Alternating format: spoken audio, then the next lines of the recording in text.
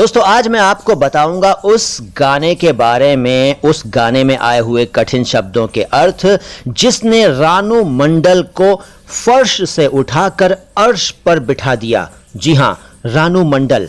अब तारीफ का मोहताज नहीं है ये नाम, आप सब जानते होंगे रानू मंडल कौन है, क्या करती हैं। मुझे वो सब बातें दोहराने की जरूरत नहीं है। और वैसे भी हमारा चैनल तो भाषा को समर्पित है, तो हम उस मशहूर गाने के कठिन शब्दों के बारे में बताएंगे जिस गाने को गाकर रानू मंडल आज दुनिया भर की नजर में आ गई हैं और रेलवे स्टेशन से उठकर फिल्मी दुनिया में छा गई हैं।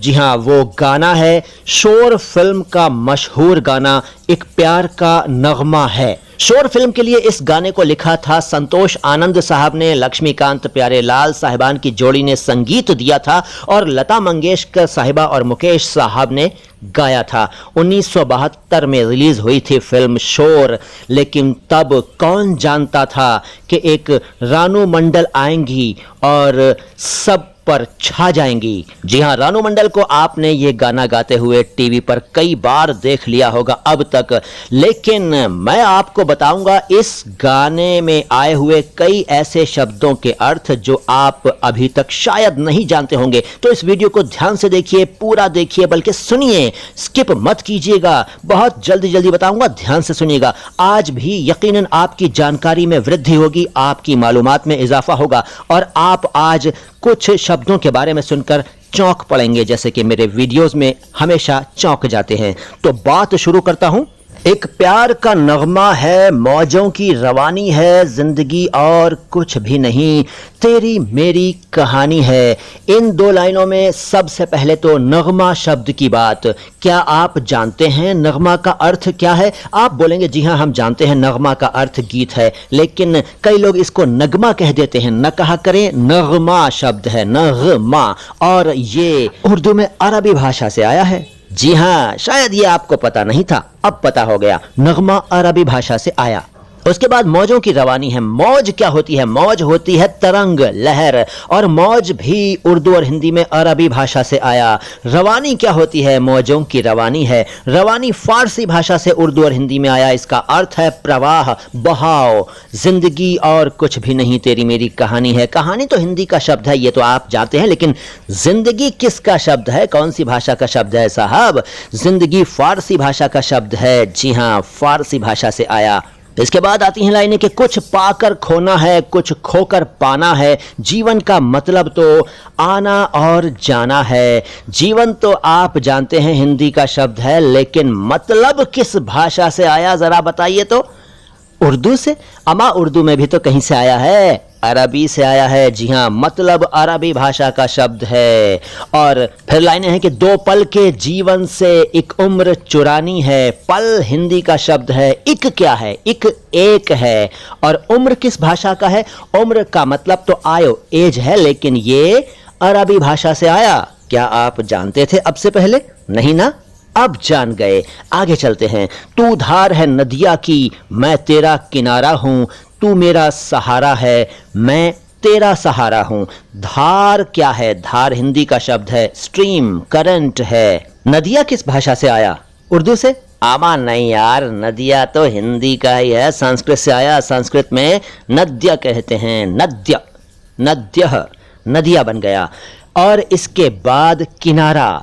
किनारा फारसी से आया मियाँ। जी हाँ, नोट कर लो, फारसी से आया किनारा। सहारा कहां से आया? सहारा तो हिंदी का ही शब्द है। और आंखों में समंदर है, आशाओं का पानी है।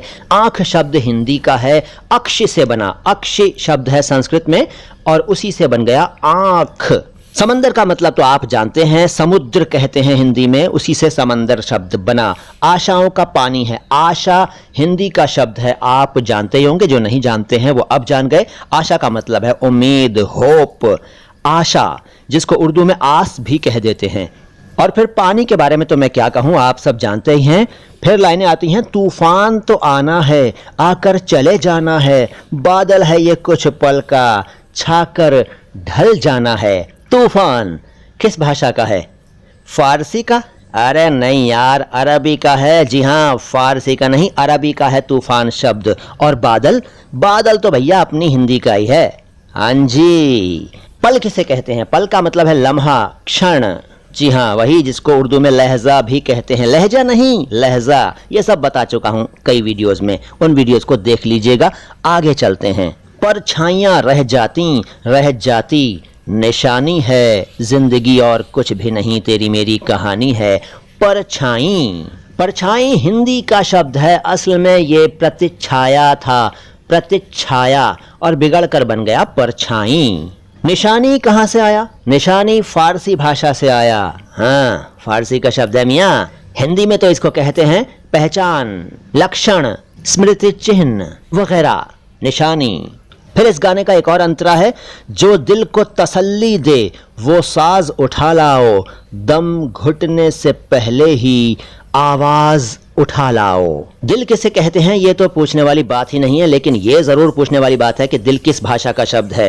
हिंदी का नहीं है, उर्दू का तो हो ही नहीं सकता, क्योंकि उर्दू तो बनी ही दूसरी भाषाओं के शब्दों से है। दिल फारसी भाषा का है, याद रखिएगा, पर्शियन लैंग्वेज से आया दिल। और तसल्ली, तसल्ली अरबी भाषा से आया, जिसका हिंदी में शब्द है सांत्वना, दिलासा।